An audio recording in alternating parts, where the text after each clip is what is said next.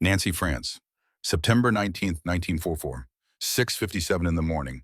The room smells of coffee, cigarettes, and something sharper. Fear. General Marcus Blackwood stands behind his desk. 59 years old. 5 feet 11 inches of coiled fury wrapped in olive drab. His hands rest on the ivory handles of twin Colt .45 pistols. The legendary weapons everyone knows. The ones that became symbol before the man wearing them ever fired a shot in anger. His eyes pale blue Arctic lock on the man standing 6 feet away. Major Elliot Ashford, British Army, 34, Oxford educated, fluent in German, French, and the careful diplomatic language that keeps coalitions from fracturing. His uniform is immaculate, pressed to knife edges, boots polished to a mirror shine reflecting weak morning light through the window. That shine won't matter in 30 seconds. Blackwood's right hand moves, slow, deliberate. He draws one of those ivory pistols, the weight familiar, comfortable. An extension of his arm after 3 years of war. He doesn't point it yet, just holds it, barrel down, casual. Ashford's throat moves, a swallow everyone in the room can see. Colonel Nathaniel Vaughan stands near the door. 52, Chief of Staff. He's frozen now, hand halfway to his sidearm, not sure if he should stop this or document it. Lieutenant Cordelia Drake stands behind Vaughan. 29. Signals intelligence. The woman who decoded the transmission that started everything. Her face is pale. She knows what's about to happen because she made it possible. Blackwood takes 3 steps around his desk, boot heels on wooden floor.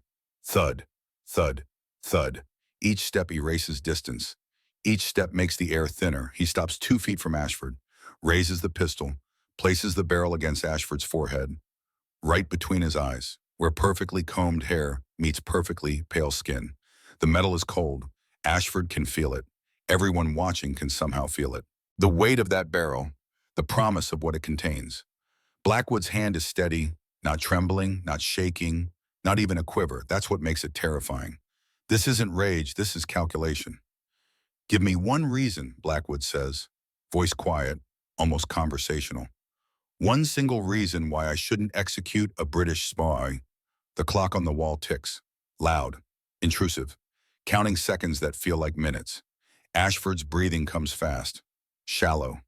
The breathing that happens when a man realizes he might die and there's nothing he can do to stop it. Blackwood's finger rests on the trigger. Not pulling, not yet, just resting there. Ready.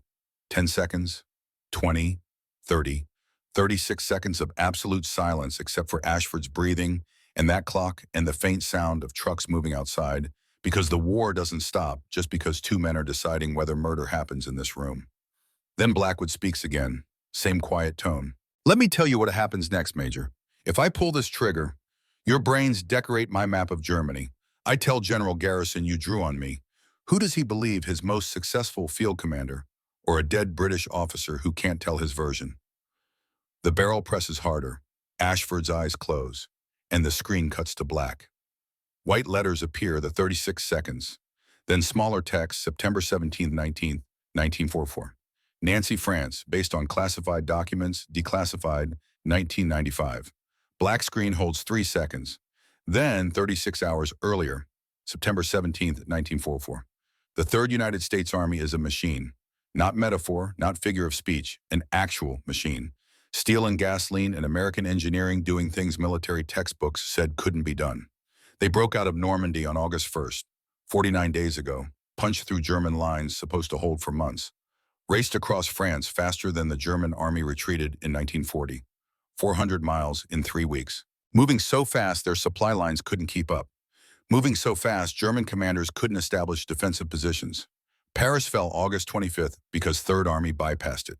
Didn't stop, didn't slow, just kept moving east like a steel fist aimed at Germany's throat. By September 5th, they'd crossed the Moselle River. By September 15th, they were within striking distance of the German border. Military analysts in Washington and London ran calculations.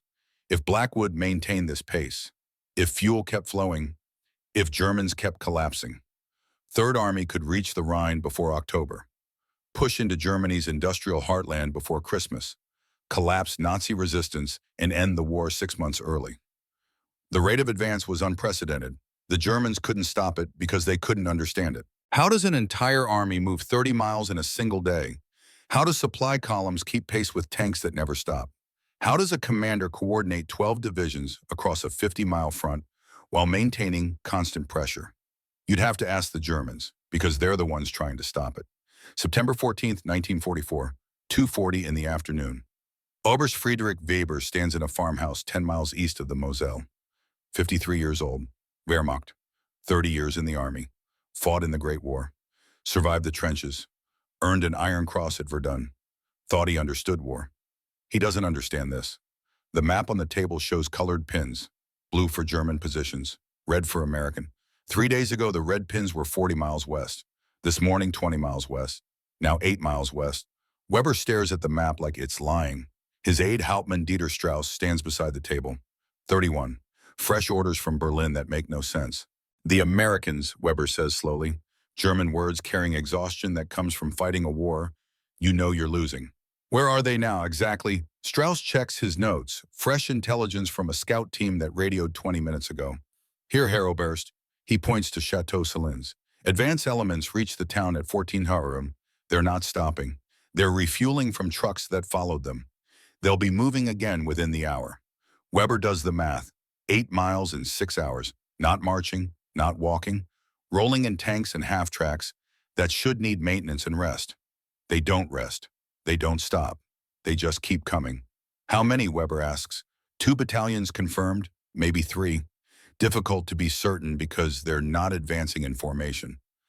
They're just flowing forward, like water finding channels.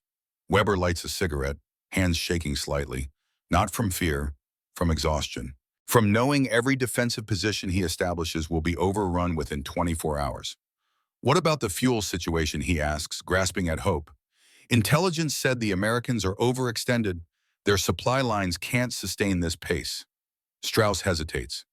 Sir, intelligence has been saying that for 2 weeks, but they keep coming. Weber nods slowly, exhales smoke. Prepare to evacuate this position. We fall back to the next line. Maybe there we can... The telephone rings. Both men freeze. The telephone shouldn't ring. The line should be cut. Strauss picks up the receiver, listens. His face goes white. Herr Oberst, the Americans, they're not at Chateau Salins. What? They're past it. They're 4 miles east. He checks his watch. They're 3 miles from this position. Weber stares at the map. 4 miles in 40 minutes. That's not possible. Armies don't teleport. But Third Army does. Evacuate, Weber says, grabbing papers from the table. Now, everything we can carry, burn the rest. They're out of the farmhouse in 8 minutes, heading east in a Kubelwagen that sounds held together with prayers. Behind them, smoke rises from burning documents. In front of them, somewhere in the autumn haze, Third Army keeps rolling forward. Weber thinks about a phrase one of his men used yesterday, describing Blackwood. Bewegt zu schnell. He moves too fast. Today, Weber would add, ist unstoppbar. He is unstoppable. September 15th, 1944, 8:00 in the morning. Third Army Headquarters, Nancy, France. The operations room hums with controlled chaos. Maps cover walls, pins mark positions, radios crackle. Officers move between stations. The machinery of command operating at peak efficiency. Colonel Vaughn stands at the main map table. 52, Chief of Staff. West Point, class of 1916. Served in the Great War. Thought he understood fast operations. Then he met Blackwood. Vaughn traces the advance with one finger. Following red arrows from Paris to Metz in 3 weeks. The arrows look like lightning bolts, sharp, aggressive, pointing always east. Sergeant Lieutenant says, fresh intelligence report in hand, latest fuel status. Vaughn takes the paper, reads. His expression changes. What's the number? 7,000 gallons delivered yesterday, sir, down from 32,000 the day before. Vaughn reads it again, checking if he misunderstood. He didn't. Check that. Confirm with logistics. There has to be an error. The lieutenant disappears. Vaughn stares at the map, at those red arrows, at momentum represented by colored pins and lines. Momentum is fragile. Momentum requires fuel. Fuel makes tanks move. Tanks moving breaks German armies. German armies broken ends the war. 7,000 gallons doesn't break German armies. 7,000 gallons barely keeps headquarters vehicles running. The lieutenant returns, face grim. Confirmed, sir. 7,000 gallons. Logistics says the fuel convoys were diverted. Priority allocation to 21st Army Group. 21st Army Group, British, commanded by Field Marshal Reginald Hawthorne, the man running Operation Market Garden. Vaughn's jaw tightens. Get me General Blackwood. Blackwood's office, 8:30 a.m. The general sits behind his desk, pearl-handled pistols hanging from a hook on the wall. Within reach. Always within reach. He's reading intelligence summaries. German order of battle, positions, strengths, weaknesses. The Germans are collapsing. Not fighting, not defending, collapsing, running, breaking. Third Army is fighting defeated men who haven't received the message yet. That's the window. That's the opportunity. Hit them now. Hit them hard. Don't let them consolidate. Just keep pushing until they stop running and start surrendering. Simple. Except it requires fuel. Vaughn enters. Doesn't knock. Doesn't need to. Sir, we have a problem. Blackwood looks up, reading Vaughn's expression. Understanding immediately this isn't small. Fuel. Fuel. Yesterday we received 7,000 gallons. We need 30,000 minimum. Today's allocation is pending, which means zero. Blackwood stands, walks to the wall map, studies the positions, the arrows, the momentum captured in colored pins. Diverted where? 21st Army Group, Market Garden launches tomorrow. Hawthorne got priority allocation. Blackwood's hands curl into fists. Market Garden, voice flat, controlled. The control that comes before explosion. The airborne operation into Holland, the one supposed to capture bridges and open a northern route into Germany. Yes, sir. The one intelligence says will fail because Dutch terrain doesn't support armored operations and German positions are stronger than Hawthorne thinks. Intelligence has concerns, yes, sir. Blackwood turns from the map, looks at Vaughn. So Hawthorne takes our fuel for an operation that's going to fail, while we sit here, 30 miles from the German border, with defeated German armies in front of us, and we sit here because we don't have gasoline. It's not a question. That's the situation, sir. Blackwood walks back to his desk, sits, steeples his fingers. Get me Schaeff. I want to talk to Garrison. Sir, I should tell you, the official explanation is logistics. Supply lines stretched, transportation capacity limited. They're saying it's not personal allocation. It's strategic priority. Bullshit, the word cuts air. Strategic priority is whoever's winning the war. Who's winning the war, Vaughn? We are, sir. And who's sitting in Nancy drinking coffee because they don't have fuel? We are, sir. Then explain to me how that's strategic priority. Vaughn can't, doesn't try. I'll get Schaeff on the line. He leaves. Blackwood stares at the map. All those red arrows pointing east. All that momentum. All those German armies collapsing. All of it stopping because someone in a headquarters 100 miles away decided an airborne operation into Holland matters more than finishing the war before Christmas. He thinks about soldiers. His soldiers. Third Army. The men in tanks that aren't moving, sitting on French roads, watching Germans regroup, watching opportunities evaporate. All because of fuel. Or more specifically, all because someone is stealing his fuel. September 16th, 1942, in the afternoon. A Jeep approaches 3rd Army headquarters. Olive drab, standard military vehicle. Nothing special except the passenger. Major Elliot Ashford, British Army, 34 years old. The kind of officer who looks born wearing a uniform. Straight spine, square shoulders. That particular British correctness Americans find either impressive or insufferable. He carries a leather-bound clipboard. Notes, orders. The bureaucracy of coalition warfare reduced to paper and leather. Official capacity liaison officer. Observe American operational procedures. Facilitate cooperation. Standard protocol for coalition war. Unofficial capacity. Well, we will get to that. The Jeep stops. Ashford steps out, adjusts his uniform, takes a breath. He's uncomfortable. Not afraid, uncomfortable. Because the orders in his clipboard aren't just observation. They're intelligence gathering. And intelligence gathering between allies is complicated. Legally fuzzy, ethically questionable. But necessary, Hawthorne said. Necessary to optimize resource allocation. Necessary to ensure the right operations get priority. Necessary to win the war efficiently. Ashford wanted to question those orders. Didn't. You don't question Field Marshal Hawthorne. You salute and execute. So here he is, at 3rd Army headquarters, about to observe American operations and send detailed reports back to British command. Reports that will be used to argue Americans don't need resources British operations need. He tells himself this is proper coordination. He tells himself this benefits the alliance. He tells himself a lot of things as he walks into that headquarters building. None of them are quite true. Vaughn conducts the briefing, standard protocol, show the liaison officer the operational maps, explain current positions, discuss objectives, share challenges. Vaughn is thorough, professional, treating Ashford like the allied officer he appears to be. Third Army, Vaughn explains, pointer touching the wall map, 12 divisions, currently positioned along a front from here to here. The pointer traces a line. Our objective is to maintain pressure on German forces, push them back across the border, prevent them from establishing defensive positions. Ashford takes notes, handwriting precise, methodical. What's your current rate of advance, he asks. Until 2 days ago, approximately 30 miles per day. Since then, zero. Zero quad, fuel situation. Vaughn's voice carefully neutral. Our allocation was reduced. Priority shifted to Market Garden. Ashford writes that down. I see. And your current fuel reserves? Approximately 800 gallons.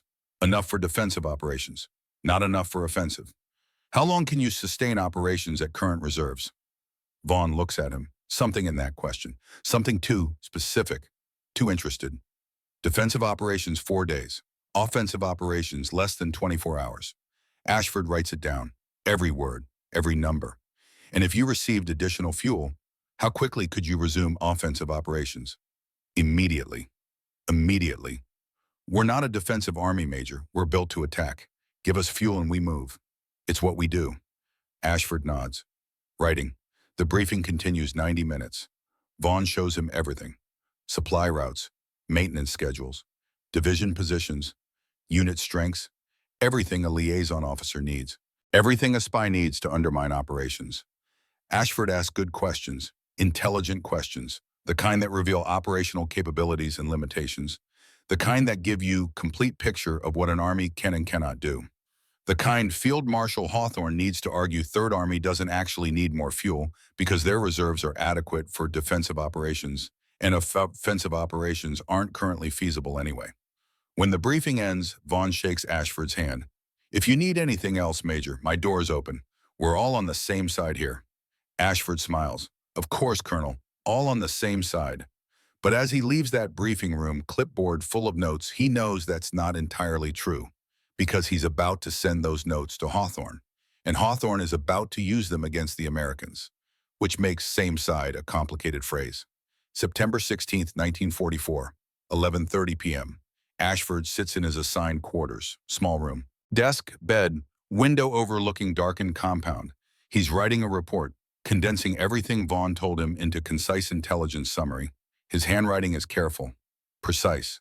Third Army operational assessment, current status, static defensive posture, fuel shortage limiting offensive operations. Reserve capacity, 800 gallons on hand. Additional 200 gallons in hidden reserves mentioned by logistics officer, not in official reports. Daily consumption, 22,000 gallons during offensive operations. 4,000 gallons defensive posture. Assessment. Current reserves adequate for defensive operations, 96 hours. Inadequate for renewed offensive without significant fuel allocation. Recommendation. Fuel reallocation to Market Garden will not compromise Third Army mission parameters. Their current operational tempo unsustainable regardless of allocation. Strategic priorities should favor operations with clear objectives and defined timelines. He reads it over. It's accurate. Technically. Every number correct. Every assessment defensible. It's also a death sentence for Third Army's fuel allocation, because Hawthorne will take this report, present it to Garrison, argue Americans are adequately supplied, argue additional fuel should go to Market Garden, argue using Third Army's own operational data against Third Army's interests.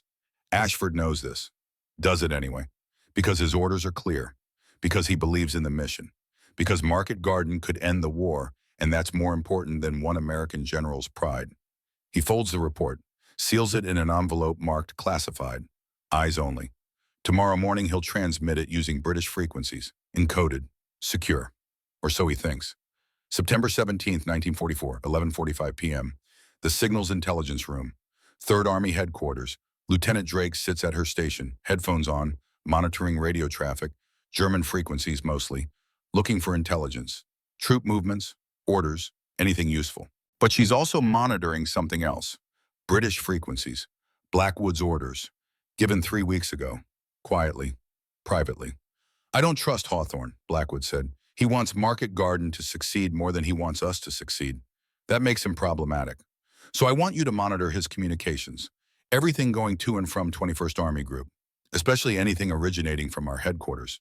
Drake thought that was paranoid. She doesn't think that anymore. Because for the past 18 hours, she's been tracking unusual transmission patterns. Encrypted burst transmission, originating from 3rd Army HQ, directed to 21st Army Group HQ, using British encryption protocols. First transmission, September 16th, 11:47 p.m. She noted it, unusual but not impossible. Could be legitimate traffic.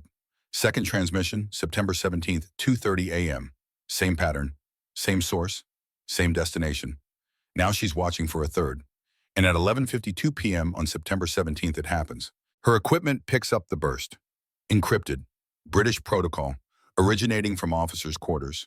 Major Ashford's quarters specifically. She records it, tags it, begins the decryption process. British encryption isn't American encryption. She shouldn't have the keys, shouldn't be able to decode Allied transmissions. She has them anyway. Don't ask how. Signals intelligence is about relationships, about unofficial favors, about American crypto specialists who know British crypto specialists, who maybe share protocols that maybe aren't supposed to be shared, but get shared anyway because allies need to communicate. The decryption takes time. British protocols are good, complex, layered. But Drake is better. At 3:42 a.m. on September 18th, the decryption completes. She reads the message, reads it again. Her hands start shaking. Not from fear, from fury, because she's looking at Major Ashford's intelligence report. Every word, every number, every assessment Vaughn shared in that briefing, all of it formatted into neat summary, all of it marked classified, all of it being sent to Field Marshal Hawthorne, all of it being used to justify stealing Third Army's fuel. Drake sits back in her chair, stares at the decoded message on her screen, thinks about soldiers, American soldiers, sitting in tanks that don't have fuel, watching Germans regroup, watching opportunities disappear, all because some British major is feeding their operational intelligence to his command. She looks at the clock, 3:47 a.m. Vaughn needs to see this, Blackwood needs to see this, and when Blackwood sees this, someone is going to die. 4:15 a.m., September 18th, Vaughn's quarters. The knock on the door pulls him from shallow sleep, the kind of sleep you get during wartime. Never deep, always ready to wake, always ready for crisis. He opens the door. Drake stands there, still in uniform, hasn't slept, holding printouts. "Sir, you need to see this, now." Her tone tells him everything. This isn't routine, this is emergency. They go to his office. She spreads the printouts on his desk, the intercepted transmissions, the decrypted message, Ashford's intelligence report. Vaughn reads, then reads again, then a third time because he can't quite believe what he's seeing. This is from Major Ashford. "Yes, sir. Transmitted at 23:52 last night on British frequencies using their encryption protocols. He's reporting our operational status to Hawthorne." "Yes, sir. Including classified information about our fuel reserves, our consumption rates, our capabilities." "Yes, sir." Vaughn sets the papers down, carefully, like they might explode. "And this isn't the first transmission. Third one, sir, I have the timestamps. September 16th at 23:47, September 17th at 2:30, and this is one last night. 3 reports in 36 hours. "Yes, sir." Vaughn thinks about the briefing he gave Ashford, how thorough he was, how much he shared, because you're supposed to share with liaison officers. You're supposed to cooperate.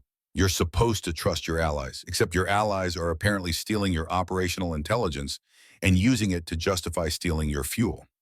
"Does anyone else know about this?" "No, sir, just me. But, sir." Drake hesitates. "This explains everything, the fuel allocation. Hawthorne's been arguing to Garrison that we don't need additional fuel because our reserves are adequate. He's been using our own data against us, data that Ashford is providing." Vaughn nods slowly, the pieces fitting together, the whole ugly picture becoming clear. "Wake the general," he says quietly. "Sir, it's 4:15 in the morning. I don't care if it's midnight on Christmas. Wake him, now." 4:35 a.m., Blackwood's quarters. The knock wakes him. He's a light sleeper, has been since 1917, since learning deep sleep gets you killed. Enter. Vaughn comes in, face grim, holding papers. Sir, I'm sorry to wake you, but you need to see this immediately. Blackwood sits up, takes the papers, starts reading. His expression doesn't change. Not at first. He reads the intercepted transmission, the decoded message, Ashford's intelligence report. Then he sets it down. Still no expression, just those Arctic eyes fixed on some point across the room. This is confirmed, voice quiet, controlled. Yes, sir. Lieutenant Drake intercepted and decoded it. 3 transmissions total over 36 hours. And this Major Ashford, the British liaison officer, he's reporting our operational status to Hawthorne. Yes, sir. Using classified information I authorized you to share with him because he's supposed to be our ally. Yes, sir. Blackwood stands, walks to his footlocker, opens it, takes out both pistols. The ivory-handled Colts everyone knows. That became his signature, his trademark. He checks both. Fully loaded, 7 rounds each. Vaughn watches, starting to understand what's about to happen. Sir, he says carefully, what are you planning? Blackwood straps on his gun belt, holsters the pistols. Deliberate, methodical. I'm going to have a conversation with Major Ashford. Sir, and someone should make sure that conversation is witnessed, because what I'm about to do needs to be documented. Sir, you can't. Blackwood turns. Those eyes, ice cold, absolutely focused. What colonel can't confront a spy, can't defend my command against intelligence operations being run by our supposed allies, can't stop someone from stealing information that's getting American soldiers killed. Vaughn has no answer to that, because Blackwood is right, and Blackwood is terrifying. Get Ashford to my office, Blackwood says. Now, I want him standing in front of my desk in 15 minutes, and I want you and Drake there as witnesses.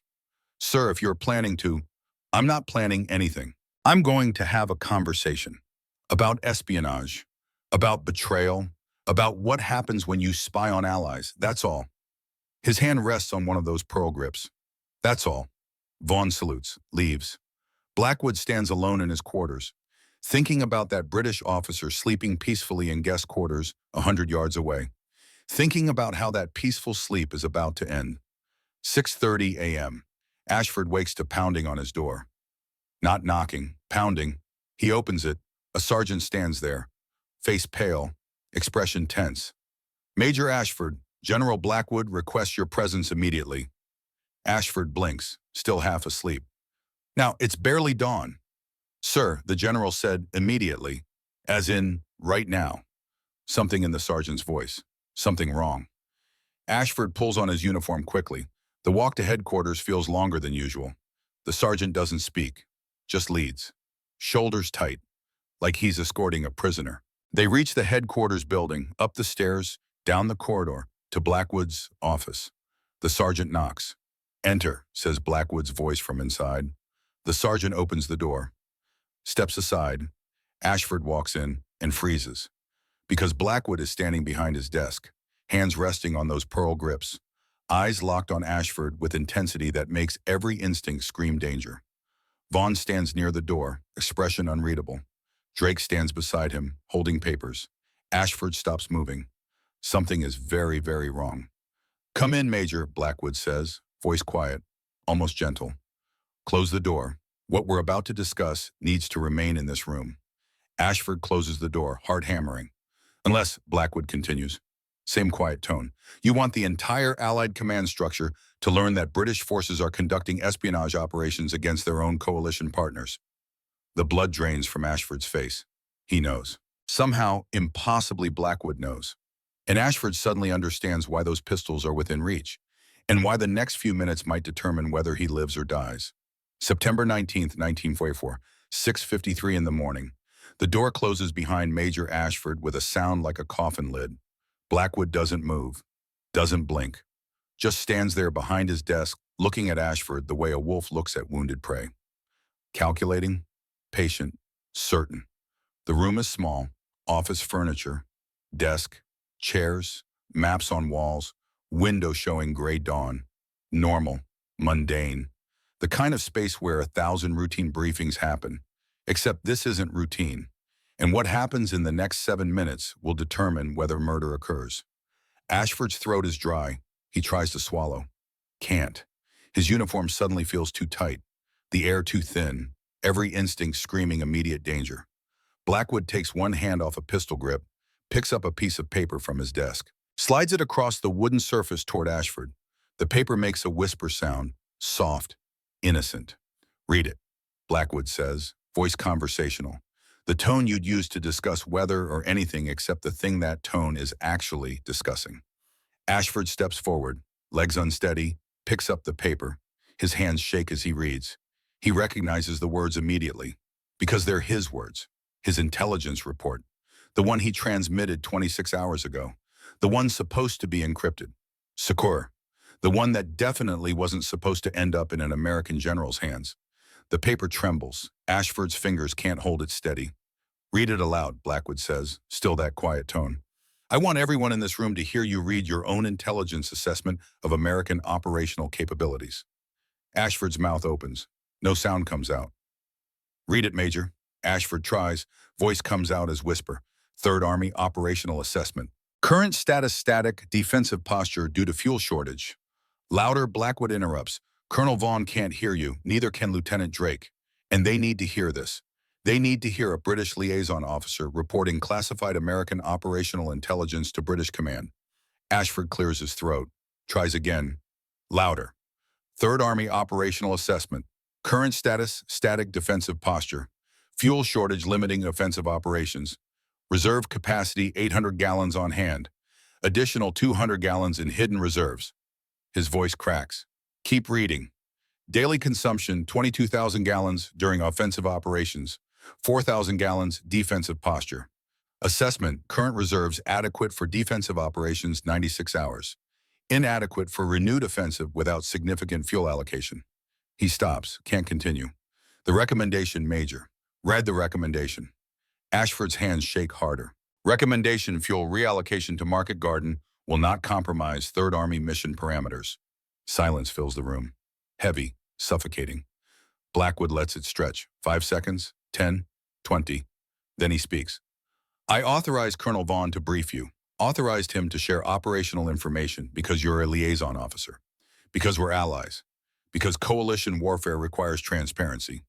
His right hand moves back to the pistol grip. But you're not a liaison officer, are you, Major? Ashford tries to speak.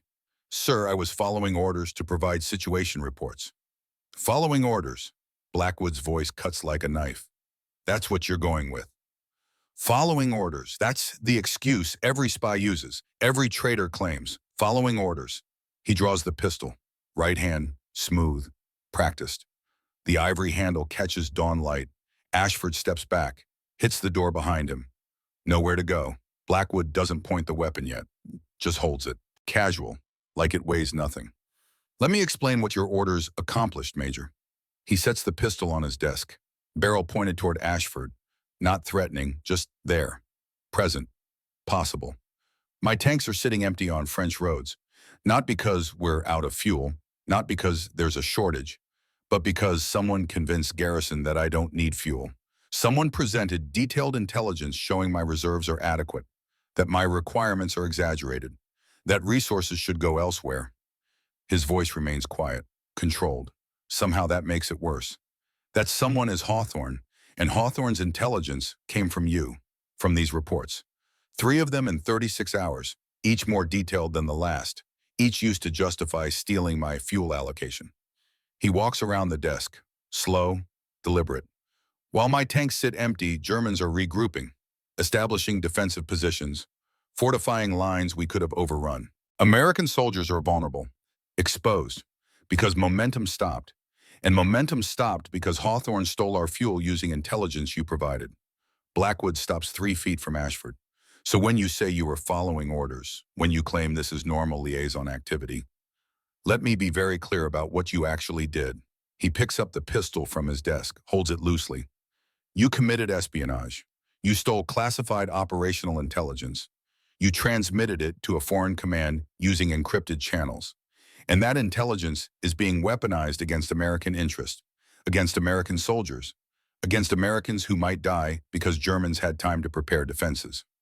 The pistol rises, slowly. Now, give me one reason, one single reason why I shouldn't treat you exactly like any enemy spy caught stealing military secrets. Ashford's back presses against the door, eyes fixed on that barrel. Sir, he manages, voice shaking. I'm a British officer. We're allies. The same side. Yeah. The same side. Blackwood's laugh is bitter, sharp. Is that what you call it when British officers spy on American headquarters? When British commanders steal American resources? When British operations get priority over American success? He steps closer, 2 feet away now. Here's what same side means to me, Major. Same side means Germans. Same side means we both shoot at Germans. But you weren't shooting at Germans. You were gathering intelligence on Americans to help British operations at American expense. The pistol barrel rises to horizontal, pointing at Ashford's chest. That's not same side. That's competition. That's espionage. That's betrayal wrapped in coalition bureaucracy. Ashford's breathing comes fast, shallow, panic breathing. Sir, please. Hawthorne believes Market Garden is the best strategy. He needs accurate information to make his case. I was just providing classified intelligence. Blackwood interrupts. Without authorization, using encrypted channels. That's called spying, Major. Call it liaison work if it helps you sleep. Call it coordination. Call it whatever you want. But when a foreign officer steals classified data and transmits it secretly, there's only one word that matters. He steps closer, 18 inches away. Spy. The pistol rises, slowly, tracking from chest to throat to face. Blackwood's hand is absolutely steady. No tremor, no shake, just smooth, controlled, certain. He presses the barrel against Ashford's forehead, right between his eyes, where pale skin meets perfect hairline. The metal is cold. Ashford can feel it. The circle of pressure. The promise of what comes next if that finger moves half an inch. The room becomes silent. Vaughn and Drake frozen near the door, not moving, not breathing, watching something that shouldn't be happening. The clock on the wall ticks, loud, intrusive, marking seconds that feel infinite. Ashford's eyes close. Tears leak from corners, not from pain, from fear, from understanding he might actually die, and there's nothing he can do. Blackwood leans closer, voice a whisper now, just for Ashford. Give me one reason why I shouldn't do this. One reason why I shouldn't pull this trigger and tell Garrison you drew on me. Who is Garrison wanting to believe, his most successful commander or a dead British spy? Ashford's mouth moves. No sound comes out. I can justify this, Blackwood continues. Same whisper. Enemy agent, caught in the act, reached for a weapon. I defended myself. Simple. Clean. Garrison might be suspicious, but he can't prove otherwise. And I'm too valuable to lose over one dead British major. The barrel presses harder. So give me a reason, Major. Give me one goddamn reason not to end you right now. The clock ticks. 5 seconds, 10, 15, 20. Ashford's breathing comes in gasps, rapid. Desperate, 25 seconds. 30. Vaughn shifts near the door, half a step forward, hand moving toward his sidearm, not sure if he should stop this or let it happen. 35 seconds. 36. Then Blackwood's hand moves. The pistol lowers, slowly, deliberately, back down from forehead to horizontal to desk. He steps back, 2 feet, 3, sets the pistol on his desk, next to the decoded transmission. His voice when he speaks is flat, empty. Get out. Ashford doesn't move. Can't move. Legs won't work. Get out of my headquarters. Get out of France. Get back to Hawthorne. And deliver a message. Blackwood's eyes lock on Ashford one final time. Tell him, if I ever catch another British liaison officer conducting intelligence operations against American units, I won't stop at threats. I will pull the trigger. I will deal with diplomatic consequences afterward. And I will sleep just fine knowing I executed a spy. His hand rests on the pistol grip again. Now get the hell out before I change my mind. Ashford's legs suddenly work. He turns, fumbles with the door handle, gets it open, runs, not walks, not exits professionally, runs down the corridor, down the stairs, out of the building, running like death is chasing him. Because for 36 seconds, death was. The office is silent after Ashford leaves. Blackwood stands behind his desk, staring at nothing, right hand still resting on that pearl grip. Vaughn closes the door, slowly, carefully. "Sir," he says quietly, were you actually going to shoot him?" Blackwood doesn't answer immediately, just stands there, breathing, processing. Finally, he speaks. "I don't know." 3 words. Honest. Terrifying. I had my finger on the trigger. I was calculating angles, where the bullet would go, how to position the body, what to say to Garrison. I was thinking through the logistics of committing murder and making it look justified. He picks up the pistol, ejects the magazine, clears the chamber, sets both on his desk separately. "So yes, Colonel, I think I might have actually shot him." Drake speaks for the first time. "Sir, he's British, an Allied officer. If you'd killed him—" "If I'd killed him," Blackwood interrupts, "Hawthorne would have complained. Churchill would have been outraged. Garrison would have been forced to investigate. And the whole ugly truth would have come out. That British forces are running intelligence operations against American units. That our allies are spying on us." He sits down, suddenly tired. "Which is exactly why I didn't shoot him. Not because it's wrong, not because he's British, but because the truth coming out would destroy the coalition. Would give Germans propaganda, would make Garrison's job impossible." Vaughn nods slowly, understanding. "So we bury it." "We bury it." Ashford runs back to Hawthorne. Hawthorne complains to Garrison. Garrison investigates quietly. Changes get made. Everyone pretends it never happened. Blackwood looks at the decoded transmission on his desk. "But it did happen. In a man. And Hawthorne knows I know, and that changes everything." 10:15 a.m., September 19th, 21st Army Group Headquarters. Eindhoven, Holland. Ashford stumbles off a transport plane. He hasn't slept, hasn't eaten, hasn't stopped shaking since leaving 3rd Army Headquarters 4 hours ago. A staff car takes him directly to Field Marshal Hawthorne's office. Hawthorne is 57, distinguished. Gray hair, the kind of British officer who looks born to command. Perfectly pressed uniform. Swagger stick, the embodiment of military professionalism. He looks up when Ashford enters, takes one look at the major's pale face, trembling hands, disheveled uniform. "Good God, Ashford, what happened?" Ashford tries to speak, can't, sits down without being invited, puts his head in his hands. Hawthorne's expression shifts from concern to alarm. "Major, report, now." Ashford lifts his head, eyes red, voice hoarse. "Blackwood, sir, he knows. He intercepted my transmissions, decoded them. He knows I was reporting to you." Hawthorne goes very still. "He confronted you. He held a pistol to my head, sir, for 36 seconds. I thought he was going to kill me. I genuinely believed I was about to die." Hawthorne stands, slowly, fury building behind professional features. "He threatened to execute you." "It wasn't a threat, sir. It was calculation. He was deciding whether killing me was worth diplomatic consequences. And for 36 seconds, I think he was leaning toward yes." Hawthorne's face flushes red. "This is outrageous. Absolutely outrageous. He threatened a British officer during wartime while we're supposed to be allies." He picks up his telephone. "Get me General Garrison. Priority.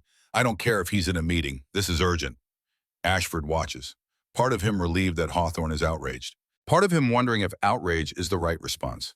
Because technically, legally, what Ashford was doing, what Hawthorne ordered him to do, was espionage. But you don't say that to a field marshal. 2:30 p.m., September 19th, Supreme Headquarters Allied Expeditionary Force, Versailles, France. General Theodore Garrison sits at his desk, 54 years old, Supreme Commander of Allied Forces in Europe. The man who has to make British and American commanders cooperate despite national pride, competing strategies, and personal animosity. The man whose job just became significantly harder. His aide enters. Sir Field Marshal Hawthorne on the secure line. He says it's urgent. Garrison picks up the phone. "Field Marshal, what can I do for you?" Hawthorne's voice comes through, clipped, furious. "General, I need to lodge a formal complaint against Blackwood for conduct unbecoming an officer and threatening British personnel." Garrison closes his eyes, already knowing this won't end well. "What happened?" "Blackwood held a pistol to Major Ashford's head, threatened to execute him, called him a spy, accused him of espionage. This is completely unacceptable behavior between Allied commands." "And why?" Garrison asked carefully. "Did Blackwood do this?" Slight pause on Hawthorne's end. "There was a misunderstanding. About liaison reports. Ashford was providing operational assessments as part of his duties, and Blackwood apparently took exception. Field Marshal. Garrison's voice cuts through. I need the full story. What kind of operational assessment is? Another pause. Longer. Third Army's fuel status, consumption rates, reserve capacity, and information necessary for coordinating resource allocation. Necessary for Market Garden. Yes, to demonstrate Market Garden deserved priority allocation given Third Army's adequate reserves. Garrison sits back in his chair. Field Marshal, I'm going to ask you a direct question. And I need an honest answer. Was Major Ashford transmitting classified operational intelligence about American forces to British command using encrypted channels? Silence on the line. Field Marshal. He was providing liaison reports through appropriate channels. Encrypted channels? Yes. Without Blackwood's knowledge or authorization, liaison officers report to their commands. That's standard. Was this authorized by me, by Schaeff, by anyone except you? Silence again. Garrison rubs his temples. Field Marshal, I'm going to conduct an investigation, a quiet investigation, and I strongly suggest you prepare for uncomfortable questions about British intelligence operations against American forces. Are you saying you won't discipline Blackwood? I'm saying, Garrison replies carefully, that before I discipline anyone, I need to understand exactly what happened. And right now, what I'm understanding is that you placed an intelligence officer in American headquarters disguised as a liaison officer. And he was caught, and Blackwood reacted poorly. Reacted poorly, he threatened to commit murder. And you were conducting espionage against your own allies. Garrison's voice rises. Do you understand how this looks? Do you understand what would happen if this became public? Hawthorne's voice goes cold. I understand that American commanders are undisciplined and unreliable coalition partners. And I understand, Garrison replies, same cold tone, that British commanders are so focused on their own operations, they are willing to undermine Allied success. Both men breathe hard into their phones. Finally, Garrison speaks. Quieter now. Field Marshal, I'm going to investigate. You're going to cooperate. And we're both going to pray this doesn't explode into something that destroys the coalition. Are we clear, Crystal, Hawthorne says, and hangs up. Garrison sets the phone down, stares at it for a long moment, then picks it up again. Get me my intelligence staff and pull every file on Operation Market Garden. I want to see the original assessments. All of them. September 20th, 1944, 11:00 a.m. Garrison's office, alone. He pulls the classified intelligence file on Market Garden, the one his staff prepared, the one that's been sitting on his desk for 3 weeks. He reads it carefully now, not skimming, actually reading. Dutch terrain assessment, heavy polder land, poor drainage, limited hard surface roads, unsuitable for armored operations. German force assessment, 2 SS Panzer Corps confirmed in Arnhem area, refitting but combat capable, significantly stronger than Field Marshal Hawthorne's estimates suggest. Bridge capture probability. High risk, airborne forces will be isolated. Ground relief force must advance 60 miles through contested territory in 48 hours. Historical success rate for such operations 12%. Garrison sets the file down, picks up Hawthorne's most recent resource request, the one citing Ashford's intelligence, the one arguing Market Garden deserved fuel priority. The justification was clear. Third Army adequately supplied for defensive operations. Market Garden offers superior strategic opportunity. Northern route into Germany provides faster path to victory. Except the intelligence file says Market Garden has 12% chance of success. And Hawthorne knew that, or should have known that. Garrison picks up his phone. Get me the intelligence officer who prepared the Market Garden assessment. The officer arrives in 10 minutes. Captain? Young? Nervous. Sir, this Market Garden file, when did you deliver it to Hawthorne's staff? August 28th, sir, 6 weeks before the operation. And their response? The captain hesitates. Sir, they disagreed with our terrain assessment, said our force estimates were too pessimistic. They proceeded with planning based on their own intelligence. Their own intelligence that said it would work. Yes, sir. Garrison dismisses him, sits alone with the file, understanding settling like cold water. Hawthorne didn't just steal fuel based on operational need. He stole fuel based on bad intelligence that contradicted Schaiff's assessments.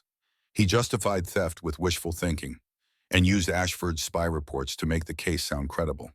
The phone rings. Garrison answers. Sir Field Marshal Hawthorne calling again. About Blackwood. Tell him I'm unavailable, Garrison says quietly, indefinitely. He hangs up, stares at the file. Blackwood was right about everything, and Garrison is about to bury it to preserve coalition unity. 5:45 p.m., September 19th, 3rd Army Headquarters, Nancy. Blackwood takes the call in his office. Alone. General Garrison? Marcus? Garrison's voice is tired. I just got off the phone with Hawthorne. He's filed a formal complaint, says you threatened to execute one of his liaison officers. I did. Jesus Christ, Marcus. He was spying on us, Theodore, transmitting classified intelligence to British command. 3 separate reports in 36 hours, using that intelligence to justify stealing our fuel allocation. Garrison sighs, long, heavy. I know. Blackwood sits up straighter. You know, I'm investigating, and Marcus, it's worse than you think. Ashford wasn't alone. Hawthorne placed liaison officers in multiple American units. They were all sending similar reports, all being used to justify British resource priority. Blackwood's hands curl into fists. How many? 5 that I've confirmed so far. Maybe more.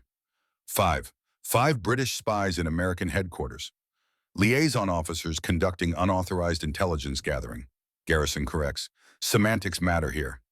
Bullshit, they're spies. They're British officers following orders from a British field marshal who believed he was optimizing coalition resource allocation. Blackwood laughs, bitter, harsh. Is that what we're calling it, optimization? Marcus, Garrison's voice hardens. I need you to understand something. If this becomes public, the coalition fractures. Germans get propaganda. Churchill and Roosevelt have a crisis. The war effort suffers, so we're going to handle this quietly. Handle it how? I'm removing all British liaison officers from American units, immediately, replacing them with American liaisons at British headquarters with strict orders not to gather intelligence. And I'm restructuring supply allocation to go through SHAFE directly. Blackwood processes this, and Hawthorne gets a private message. If he wants me to discipline you for threatening Ashford, I have to simultaneously discipline him for running intelligence operations. I don't think he wants that investigation public. So nobody gets punished. Nobody gets punished publicly. Privately, Hawthorne knows I know. You know he knows you know. Trust is broken, relationship poisoned. But we maintain the fiction that we're all still friends. Blackwood stares at his wall map, at those red arrows, at momentum that stopped because of fuel, because of speeds, because of allies who competed instead of cooperated. Theodore, Market Garden is going to fail. You know that, right? The intelligence is clear. Dutch terrain doesn't support it. German positions are stronger than Hawthorne thinks. He's going to lose. I know. And he stole our fuel for an operation that's going to fail. I know. So when it fails, when those British paratroopers get slaughtered, when that northern route collapses, remember it could have been avoided. Remember we could have ended this war by Christmas if Hawthorne hadn't been so focused on British glory that he sabotaged American success. Garrison's voice is quiet when he responds. I'll remember, Marcus. But we still need to work together. We still need the coalition. So we bury this, we move forward, and we pray nobody else finds out. Fine, Blackwood's voice flat. But Theodore, one more thing. What? I meant it. If I catch another British officer spying on my command, I will shoot them. I won't threaten. I won't hesitate. I will pull the trigger and deal with you afterward. Silence on the line. Marcus, I mean it. 36 seconds I held that gun to Ashford's head. 36 seconds of deciding whether murder was justified. And you know what conclusion I reached? What? It was justified. The only reason I didn't do it was politics. Coalition unity. Not wanting to hand Germans propaganda. But morally, legally, that man committed espionage in wartime. Execution would have been appropriate. Garrison breathes into the phone. Are you telling me you're going to start executing Allied officers? I'm telling you that trust is broken. And without trust, we're not allies. We're just 2 armies fighting the same enemy. And if British officers treat my headquarters like enemy territory, I'll treat them like enemy agents. Marcus, I can't let you. You'll do what you have to do, Theodore. And I'll do what I have to do, but don't ask me to pretend this didn't happen. Don't ask me to shake Hawthorne's hand and pretend we're friends. Because we're not. Not anymore. He hangs up, sits in his office alone, thinking about those 36 seconds, how close he came, how easy it would have been, 1 pound of pressure on a trigger, 1 British major dead, One problem solved. Except it wouldn't have solved anything, would have created worse problems. But God, for 36 seconds. It felt like the right answer. September 21st, 1944, 10:00 a.m. A private message arrives at Hawthorne's headquarters, eyes only. From Garrison. Hawthorne reads it alone in his office. Priority, classified Field Marshal Hawthorne. Regarding your complaint against General Blackwood for threatening Major Ashford, I have completed my investigation. The findings are as follows. Major Ashford transmitted classified operational intelligence about American forces to British Command using encrypted channels without authorization from SHAEF or Third Army Command. Similar patterns detected from 4 other British liaison officers in American units. Additionally, my intelligence staff advised against Market Garden on August 28th. Assessment cited unsuitable terrain, stronger German forces than estimated, and 12% probability of success. This assessment was rejected by your staff in favor of more optimistic British intelligence. If you wish me to discipline General Blackwood for threatening Major Ashford, I will simultaneously need to discipline you for 1, using liaison officers as intelligence assets to undermine Allied operational decisions, and 2, pursuing an operation contrary to SHAEF intelligence assessments using misappropriated fuel resources. I do not believe either of us wants that investigation to become public record. Therefore, all British liaison officers removed from American units immediately. American liaison officers assigned to British units with explicit orders. No intelligence gathering. All supply allocations decided at SHAEF level based on operational requirements, not based on liaison assessments. This matter is closed. It will not be discussed publicly. Violations of this agreement will result in immediate relief of command. General Theodore Garrison. Supreme Commander SHAEF Hawthorne reads it 3 times. Each time his anger builds. Each time his humiliation deepens. Because Garrison is right. If this becomes public, British intelligence operations against Americans becomes scandal. Churchill gets questions. Parliament gets involved. The Americans get vindication. Hawthorne can't allow that. So he swallows his fury, accepts the solution, and writes a letter to Blackwood that isn't quite an apology, but acknowledges that perhaps liaison protocols need clarification and that operational transparency should benefit the overall alliance, and that he looks forward to continued cooperation. The letter is polite, professional, completely insincere. Blackwood's response arrives 2 days later. 3 sentences. Field Marshal, your liaison officer was a spy. Your transparency was theft. Your letter suggests you still don't understand I was seconds from actually shooting him. General Marcus Blackwood. No signature block, no formality, just 3 sentences of pure contempt.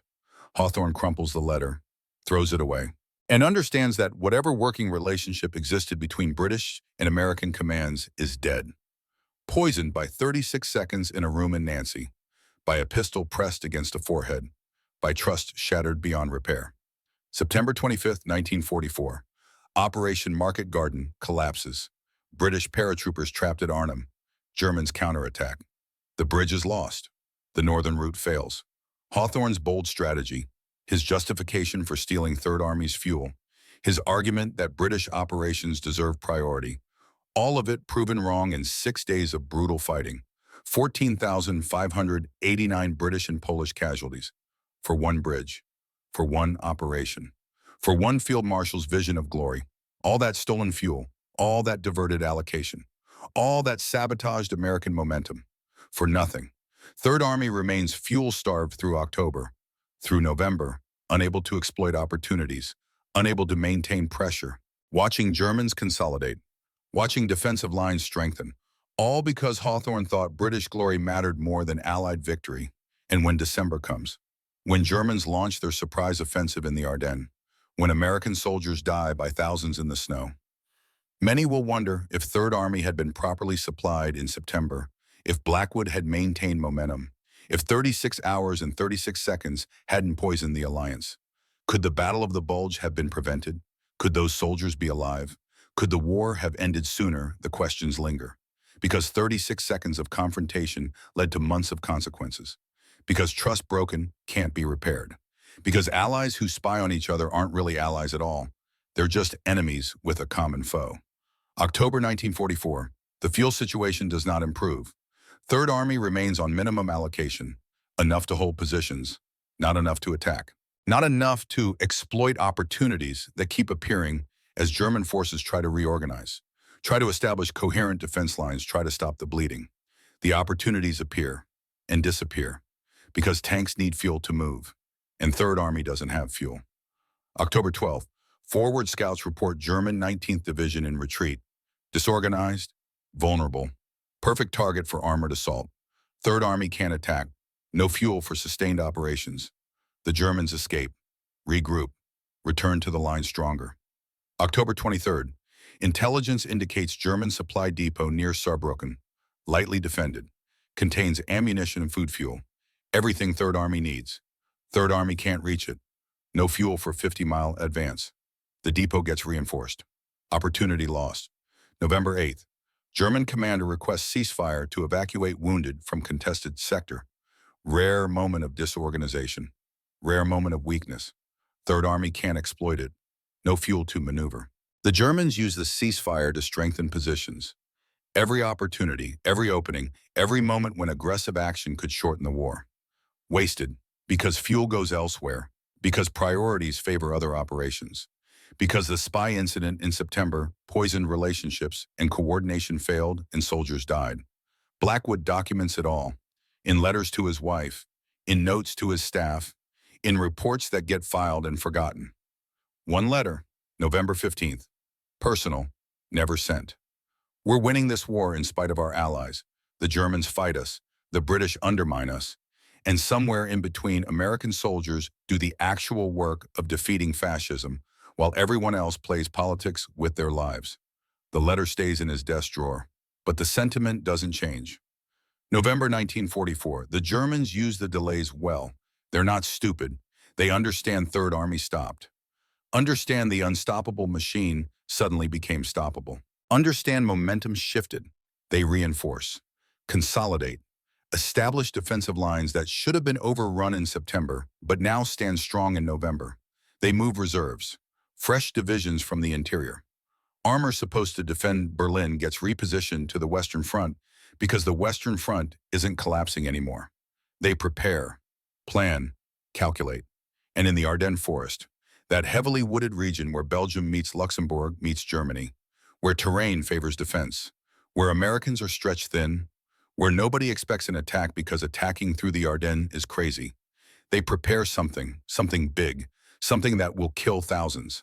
Because Third Army isn't where it should be, isn't positioned to respond quickly, isn't the constant threat forcing Germans to defend everywhere simultaneously. All because of fuel, all because of September, all because 36 seconds of confrontation led to months of mistrust. December 16th, 1944, 5:30 a.m. The Ardennes forest erupts, 200,000 German troops, nearly 900 tanks, 3 armies, hitting a 50-mile section of American line held by 4 divisions. The attack is massive, coordinated, surprise absolute. Americans fall back, not running, fighting, but outnumbered 5-1 in some sectors. Overwhelmed by sheer weight of German assault, within 24 hours Germans advanced 20 miles. Within 48 hours, they threaten the vital road junction at Bastogne. If Bastogne falls, the German breakthrough succeeds. If it succeeds, Allied armies get split, supply lines cut. The war extends into 1946. The situation is desperate. December 18th, 1944, 4:00 p.m. Emergency meeting. SHAEF headquarters. Garrison stands at a map showing the German breakthrough, the bulge in American lines that gives this battle its name. Hawthorne is there, in person. First time he and Blackwood have been in the same room since September. They don't look at each other. Garrison points to Bastogne. The Germans are surrounding it. We have 1 airborne division there, the 101st. They're dug in, but they can't hold forever. We need relief, fast. He turns to Blackwood. Marcus, Third Army is here. His finger touches the map 100 miles south of Bastogne. I need you to disengage from your current positions. Pivot 90 degrees north. Move 100 miles through winter weather and attack the German southern flank within 72 hours. The room is silent. Everyone understands what Garrison just asked. Move an entire army, 12 divisions, 200,000 men, thousands of vehicles, through snow, through ice, through some of the worst terrain in Europe, while maintaining combat readiness. In 72 hours, it's impossible. Blackwood looks at the map, calculating, computing, that brilliant tactical mind running scenarios at speed. "48 hours," he says. Garrison blinks. "What? 48 hours, not 72. I can have lead elements attacking the German flank in 48 hours. Full army in position within 60. Hawthorne speaks for the first time, a voice skeptical. "That's impossible. You can't move that fast in winter, through that terrain, while maintaining cohesion." Blackwood finally looks at him, eyes cold, contemptuous. "Watch me." December 19th, December 21st. Third Army moves, not marching, not advancing, pivoting, like a steel door swinging on hinges. 200,000 men changing direction 90 degrees. In winter, in snow, in weather that makes every road a challenge and every hillside a potential disaster. They move anyway, because this is what Third Army does. Because momentum and aggression and speed aren't just tactics, they're identity. The Germans don't believe it's happening. Their intelligence reports Third Army 100 miles south. No way they can disengage. No way they can move that fast. The intelligence is wrong. By December 22nd, Third Army's lead elements are 40 miles from Bastogne. By December 23rd, 15 miles away. By December 26th, they punch through German lines and relieve the 101st Airborne. 48 hours, exactly as Blackwood promised. The German offensive stalls, then stops, then collapses as Americans counterattack from multiple directions. Third Army saves Bastogne, saves the breakthrough, possibly saves the war. January 1945. The Battle of the Bulge is over. Official casualties: 19,000 Americans killed, 47,000 wounded, 15,000 captured, 81,000 American casualties. For one German offensive, one surprise attack, one breakthrough that shouldn't have been possible. Blackwood sits in his office, looking at casualty lists, names, units, dates of death. Vaughn enters quietly. "Sir, the historians are already calling it your finest moment, the pivot, the relief of Bastogne. They're saying it was the most brilliant maneuver of the war." Blackwood doesn't look up from the casualty list. "They're wrong. Sir, the most brilliant maneuver would have been preventing this, being positioned in September and October where we should have been, maintaining pressure so Germans couldn't prepare this attack, so they couldn't mass forces, so they couldn't achieve surprise." He sets down the casualty list. "We relieved Bastogne in 48 hours. Brilliant. But if we'd been properly supplied in September, we'd have been positioned to stop this attack on day one, maybe prevent it entirely. How many of these 81,000 casualties could have been avoided?" Vaughn has no answer. "The historians will remember the relief," Blackwood continues. "They'll celebrate the speed, the aggression, the tactical brilliance, but they won't ask the question that matters." "What question, sir?" "Why were we 100 miles away when Germans attacked? Why weren't we threatening the German border? Why weren't we maintaining pressure that prevents counterattack?" He looks at Vaughn. "The answer is fuel. The answer is September. The answer is Hawthorne stealing our allocation for Market Garden. The answer is 36 seconds in this office when I held a gun to a British spy's head and realized our allies were undermining us." Blackwood stands, walks to his map. "We won this battle. We'll win the war. But we're winning late, winning expensively, winning while carrying the weight of opportunities lost and momentum squandered and trust destroyed." He traces the route Third Army took, from the German border, north to Bastogne. And somewhere in some alternate version of this war, Third Army maintained momentum in September, reached the Rhine in October, entered Germany in November. And 81,000 American soldiers didn't die in the Ardennes because Germans never had the opportunity to attack. May 8, 1945, Germany surrenders. The war in Europe is over. Third Army's statistics: 600 miles advance, 12 countries liberated, 81,000 square miles cleared, 1.3 million German prisoners taken, more ground taken, more prisoners captured, more success achieved than any American army in history. Victory is real, accomplishment undeniable. But it came late, came at a cost, came after opportunities were lost. Blackwood stands in his office, looking at a different number: 81,000. Battle of the Bulge casualties. He thinks about September, about fuel, about 36 seconds. Wonders how many of those 81,000 would be alive if September had gone differently. June 1945. Third Army headquarters being dismantled. Blackwood packing his personal effects. Letters, maps, the ivory-handled pistols. Vaughn enters. "Sir, this arrived. Personal letter, from England." Blackwood opens it, recognizes the handwriting immediately. "Major Elliot Ashford. Dear General Blackwood, I write knowing you may not read this, knowing you have every right to destroy it unopened. I was wrong, not just mistaken. Wrong. I told myself I was following orders, told myself I was serving the Alliance, told myself operational transparency helped everyone. I was lying to myself. I was gathering intelligence on allies for competitive advantage, and men died because of it. I've been reassigned to administrative duties. My career is over. That's appropriate. That's just. But I wanted you to know I understand what I did. I understand why you put that gun to my head. And I understand that you showed me mercy I didn't deserve. 36 seconds. I've relived them every night for 8 months. Will relive them the rest of my life. I don't expect forgiveness. Don't deserve it. Just wanted you to know that you were right. And I'm sorry. Major Elliot Ashford Blackwood reads it twice, then places it in his personal file. Not forgiveness, but acknowledgement. September 19th, 1946. 2 years later, Arlington National Cemetery, Virginia. Blackwood stands at a grave. Private First Class Thomas Brennan, age 19, 3rd Army, killed December 17th, 1944. Ardennes Forest, one of 81,000. Blackwood kneels, places his hand on the headstone. I'm sorry, son, he says quietly. We should have been there. Should have stopped it before it started.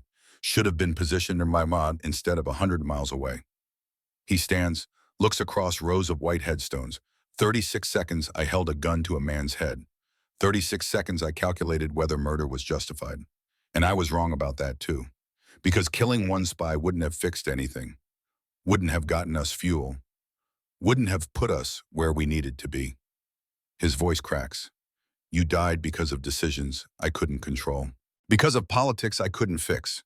Because allies competed instead of cooperated. And I'm sorry, I'm so goddamn sorry. He salutes, walks away through the graves, carrying the weight. December 1950, 5 years later. Blackwood's home, retired now, private life. He's writing, personal memoir, not for publication, for family. People will ask about the war, about victories, about glory. Let me tell you what I remember. I remember 36 seconds when I almost murdered an Allied officer, almost pulled the trigger, almost committed an act I couldn't take back. I remember soldiers dying in the Ardennes while I was 100 miles away, unable to help, unable to prevent, unable to do anything except arrive late and count bodies.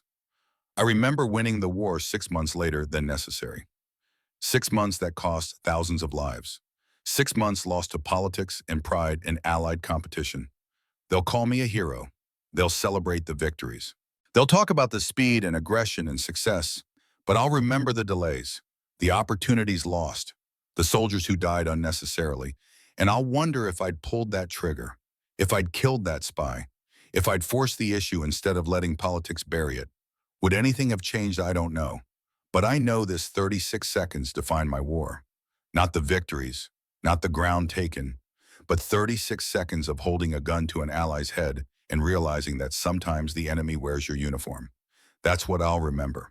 He sets down his pen. The memoir will never be published, but it's written, and that matters. 1985. General Marcus Blackwood dies at age 100, in his sleep, at his home in Virginia, surrounded by family. His funeral is small, private, the way he wanted it. No politicians, no speeches, just family and a few old soldiers who served with him. His son finds the memoir while going through personal effects, reads it, understands for the first time what his father carried. The memoir goes into a box, sealed, to be opened after publication restrictions expire. 50 years from the date of writing, standard for military documents. December 2000, 1987, Major Elliot Ashford dies, age 77. Heart attack, quick, in his garden in Surrey. His obituary is brief. Major Elliot Ashford, British Army, retired, served with distinction in various liaison and administrative roles during World War II, survived by his wife and 2 daughters. No details, no specifics, no mention of 3rd Army or Field Marshal Hawthorne or intelligence reports. His widow finds a letter in his papers, sealed, addressed to General Blackwood. She mails it. It arrives at Blackwood's home. But Blackwood died 2 years earlier. His son opens it, reads, General, you were right about everything. I carried those 36 seconds for 43 years, every night, every time I closed my eyes. Your face, your gun. Your question, Give me one reason. I never had one. I hope you found peace. I never did. Ashford. The son files it with his father's papers. Two men, connected by 36 seconds. Both dead now. Both carrying the same burden. 1990, declassification. 50 years after the war ends. The National Archives declassify wartime documents. Standard protocol. A historian researching coalition operations finds a file, marked classified, from September 1944. File number SHAFE 1944-0919, classified. The file contains 3 intercepted transmissions, encrypted, from 3rd Army Headquarters to 21st Army Group, all sent by Major Elliot Ashford. The file contains decoded translations, showing detailed intelligence about American fuel reserves, operational capabilities, consumption rates. The file contains a report from Lieutenant Cordelia Drake, describing the decryption process, the discovery, the confrontation. The file contains witness testimony. Colonel Nathaniel Vaughn describing what happened in Blackwood's office. September 19th, 6:57 a.m. The 36 seconds. The pistol. The question that almost became murder. The file contains Garrison's private message to Hawthorne, the investigation findings, the quiet solution, and attached to everything. A handwritten note from Blackwood. 36 seconds. Finger on trigger. Calculating whether execution was justified. The answer was yes. The action was no. Politics overruled justice. Soldiers paid the price. This is coalition warfare. This is why we won late. This is what nobody will talk about. But it's true. M. Blackwood. The historian reads it twice, then 3 times, then contacts military history departments, then publishes an article. The article explodes into headlines. Declassified files reveal British espionage against American forces in 1941. General held gun to British officer's head over intelligence operation. Fuel crisis that delayed victory linked to Allied intelligence warfare. The story becomes news, becomes controversy, becomes debate. Veterans groups respond. British veterans defending Hawthorne. American veterans defending Blackwood. Historians arguing about whether this was espionage or coordination. Politicians stay silent because it's 50 years ago, because the people involved are mostly dead, because reopening old wounds serves nobody. But the truth is out. The 36 seconds happened. The gun was real. The consequences rippled through months of warfare. 1990s military historians publish assessments. The consensus emerges slowly, through analysis, through evidence, through cold calculation of what-if scenarios. The conclusion: if 3rd Army had received adequate fuel allocation in September 1944, if momentum had been maintained, if Blackwood had continued his advance without interruption, 3rd Army could have reached the Rhine River by early October, could have established bridgeheads by mid-October, could have entered Germany's industrial heartland by November. The Germans were collapsing in September, their defenses broken, their armies retreating, their resistance fragmenting. The window was open, and the window closed because fuel went to Market Garden, because Hawthorne used stolen intelligence to justify resource priority, because 36 seconds of confrontation poisoned relationships and coordination failed. The historians calculate further. If 3rd Army had maintained position through October and November, if they'd been positioned along the German border instead of 100 miles south, if they'd been the constant threat Germans had to defend against, the Battle of the Bulge might not have happened. Or if it happened, might have been blunted immediately instead of becoming 6 weeks of brutal fighting and 81,000 American casualties. The calculations are speculative. History doesn't offer proof, only possibility. But the possibility matters because 81,000 casualties aren't abstract. They're sons, brothers, fathers, husbands. They're lives that ended in snow and forest and frozen ground.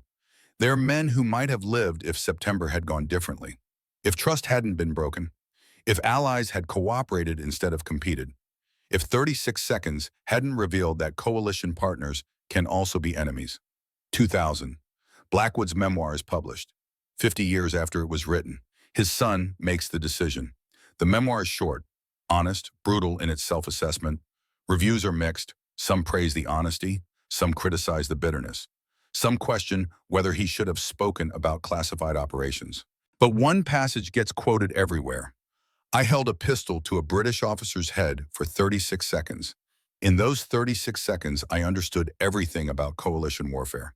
We were allies fighting the same enemy, but we were also competitors fighting for resources and credit and national glory. And sometimes the competition mattered more than the alliance.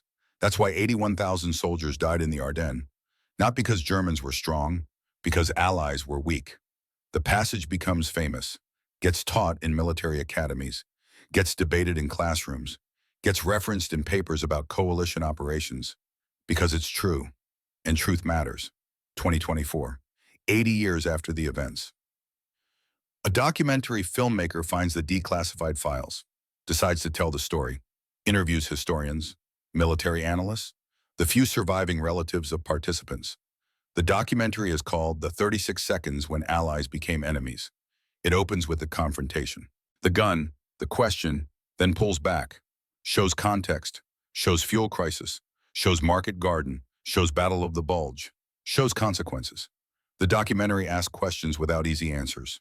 Was Ashford a spy or a liaison officer following orders? Was Hawthorne optimizing resources or undermining allies? Was Blackwood justified in his fury, or did he overreact? Was Garrison right to bury the incident, or should he have exposed it? The questions linger because there are no simple answers, because coalition warfare is complicated, because competing interests and shared objectives coexist, because trust is fragile and suspicion is easy, and betrayal sometimes looks like cooperation. But the documentary ends differently than expected. Not with questions, not with debate, not with analysis. It ends with two graves, the final scene, two headstones, side by side in the frame, different cemeteries, different countries, but presented together. Left side, Arlington National Cemetery, Virginia. General Marcus Blackwood, 1885-1985, United States Army. He did his duty, right side, St. Mary's Churchyard, Surrey, England. Major Elliot Ashford, 1910-1987, British Army, faithful servant. The camera holds on both graves, different stones, different inscriptions, different countries, but connected forever by 36 seconds in a room in Nancy, France. The narrator speaks, quietly, finally. Two men, different uniforms, different loyalties, different lives. Connected by 36 seconds when one held a gun to the other's head. Connected by the weight they both carried until death. Blackwood carried the knowledge that he almost committed murder. That politics stopped him. That soldiers paid the price for his restraint. Ashford carried the knowledge that he was a spy, that he betrayed allies, that men died because of his reports. Both men lived long lives, Blackwood to 100, Ashford to 77. Neither man ever spoke publicly about September 19th, 1944. But both men carried it every day until death. This is the cost of coalition warfare. This is the weight of 36 seconds. Not the question of what happened next, but the burden of carrying it forever. The screen fades, not to black, to gray, like dawn, like that morning in Nancy. Final text appears. Operation Market Garden, September 17 and 25, 1944, 14/5/89, British and Polish casualties. Third Army fuel shortage, September-November 1944, estimated 12 to 18-week delay. In advance, Battle of the Bulge, December 16, 1944. January 25, 1940, 19,000 Americans killed, 47,500 Americans wounded, 15,000 Americans captured, the 36 seconds. September 19, 1944, 6:57 a.m., carried by two men until death. File number Schaeff, 1944, 091, classified National Archives, Washington, D.C., available for public viewing. The gray fades slowly, not dramatically. Just fades like memory, like dawn becoming day. Like the way old soldiers remember wars. With weight, with silence, with the understanding that some moments define everything that comes after. 36 seconds, two men, 80 years, and a burden that outlived them both. The screen goes black. Hold 3 seconds, then not the end, just end. Because some stories don't end, they just stop. And the weight continues. For those who carry it, for those who remember, for those who understand that 36 seconds can echo through lifetimes. And the final image before complete black. That room in Nancy, empty now, morning light through the window, dust in the air, the desk where papers sat, the floor where men stood, the space where 36 seconds happened. Nothing dramatic, just a room, just space, just memory. Because that's all that remains. Space and memory and weight. The weight of 36 seconds. carried forward forever.